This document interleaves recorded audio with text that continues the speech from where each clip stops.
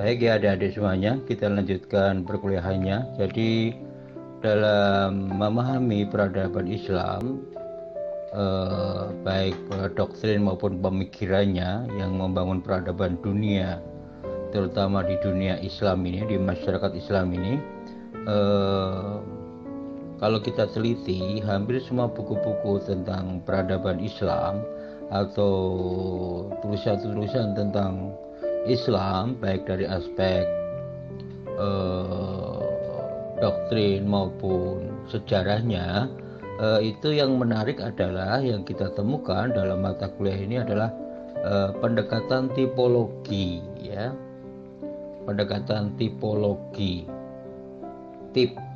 Kalau dalam kitab pun itu namanya pendekatan jenis, gitu ya, jenis-jenisnya, gitu ya, atau pendekatan tipologi, penggolongan-penggolongan. Kalau dalam bahasa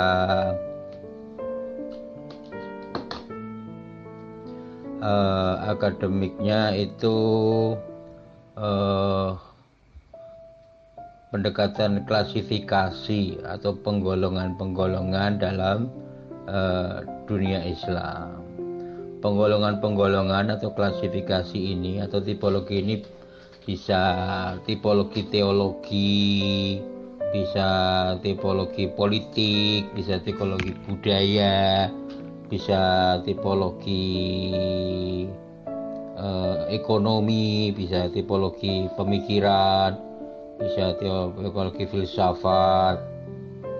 Misalnya kita menyebut tulisan dari Profesor Amin Abdullah, kita banyak menemukan di situ tentang peradaban Islam, tulisan tentang peradaban Islam, di mana Profesor Amin Abdullah itu menggunakan pendekatan tipologi, yaitu pendekatan sejarah, ya.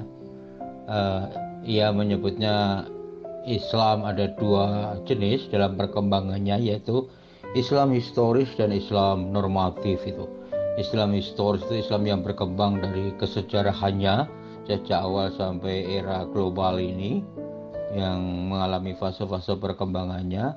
Lalu kemudian Islam normatif, gitu ya, yang ia menyebutnya sebagai sistem nilai dalam Islam, ya, kerangka nilai-nilai atau norma yang membuat Islam itu juga menjadi agama yang berkembang karena memberikan sumbangan norma bagi peradaban dunia. Itu bukunya beliau tentang Islam normatif dan Islam literasi cukup kondang dan banyak dibeli oleh para mahasiswa dulu itu, ya.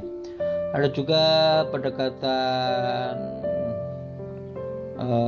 Cak Nur juga, ya, Islam doktrin dan Islam peradaban, itu, ya. Itu tipologi juga, atau itu Profesor Rohas Majid itu, ya, atau tulisannya Gus Dur, itu, ya, tentang pendekatan subculture di pesantren sebagai organisasi Islam. Itu ada subculture pesantren, subculture santri, ada subculture non santri, ya, masyarakat Indonesia umumnya ini. Itu tipologi juga, itu pendekatan budaya. Ada juga buku-bukunya siapa itu yang tokoh Masyumi dulu itu, Deliar Nur. Ada pendekatan Islam modernis, Islam tradisionalis, gitu ya. Ada modernisme Islam, tradisionalisme Islam. Itu pendekatan-pendekatan yang dipakai untuk menulis tentang peradaban Islam. Kalau ulama-ulama itu ada pendekatan teologi, ya. Apa pendekatan tipologi dalam bidang-bidang teologi? Misalnya ada Sunni dan Syiah, gitu kan. Kalau di kitab-kitab kuning di pesantren itu ada Salafi, Wahabi, ada Ahli Sunnah, ada radikal, non radikal. Itu adalah pendekatan-pendekatan tipologi. Jadi kita banyak sekali menemukan para cendekiawan Muslim baik di Indonesia maupun di luar negeri, ya, menggunakan pendekatan tipologi ini dalam menulis tentang Islam, gitu kan. Atau tulisannya tokoh Ikhwan itu siapa itu, Dr. Yusuf Kordowi, tentang teologi kemiskinan ini, membagi kemiskinan umat Islam ini membagi dari segi ekonomi itu kemiskinan karena struktural dan kemiskinan karena kultural. Kemiskinan struktural karena disebabkan oleh struktur yang tidak memihak kaum muslimin, sementara kemiskinan kultural disebabkan kaum muslimin ini memang kulturnya mentalnya miskin. Itu pendekatan-pendekatan tipologi yang dipakai oleh Dr. Yusuf Qaradawi. Atau pendekatannya Muhammad Abduh ya, ulama Al-Azhar yang menjadi inspirasi gerakan pembaruan di Indonesia misalnya kan, dia menulis tentang Islam dan Barat. Itu pendekatan tipologi itu ya, Islam di Barat lebih ini. Biasanya kalau pendekatan tipologi nanti ada pendekatan komparatifnya, perbandingannya itu banyak sekali kita temukan ya, dari ulama-ulama klasik, ulama salaf, sampai ulama-ulama khalaf, ulama-ulama kontemporer ini, ulama-ulama terbaru ini banyak sekali. Bahkan dosen-dosen UIN itu suka ya menulis pendekatan-pendekatan tipologi di dalam menghasilkan karya tentang peradaban Islam ini sebagai sebuah produk ilmu pengetahuan, produk budaya dan sebagainya. Itu tidak hanya doktrin murni kalau menurut Profesor Nur Khalid Majid itu. Jadi banyak ya tulisan-tulisannya, kalau Anda teliti buku-bukunya Pak Profesor Amin Abdullah atau Profesor Jam Anuri, ada juga pendekatan tipologi itu ya, atau siapa ya,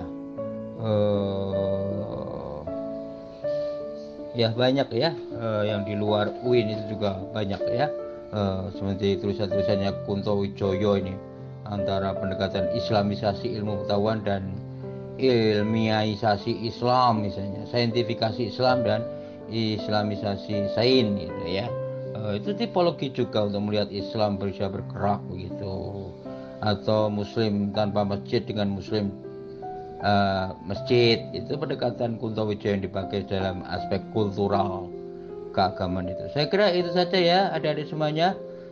Saya akhiri pertemuannya sampai di sini. Yang penting Anda bisa mendapatkan ilmu pengetahuan yang bermanfaat bagi saya dan juga bagi adik-adik sendiri, terutama sumbangan bagaimana kita menulis atau mempelajari peradaban Islam itu dengan menggunakan pendekatan tipologi atau pendekatan klasifikasi ya, atau penggolongan-penggolongan gitu. Bahkan sampai sekarang Islam masih ada tipologi, tipe penggolongan-penggolongan itu. Sampai lahirnya NU Muhammadiyah itu kan penggolongan-penggolongan itu, tipologi. Kayaknya umat Islam sampai sekarang masih tertarik dengan pendekatan-pendekatan tipologi itu yang lebih mudah dan memang kita dipakai untuk membedakan antara kita dengan orang lain. Itu pendekatan-pendekatan klasifikasi atau tipologi. Memang di satu sisi pendekatan tipologi itu bagus ya, kita bisa mengetahui perbedaan itu. Tetapi memang di sisi lain kelemahannya pendekatan tipologi ini kita jadi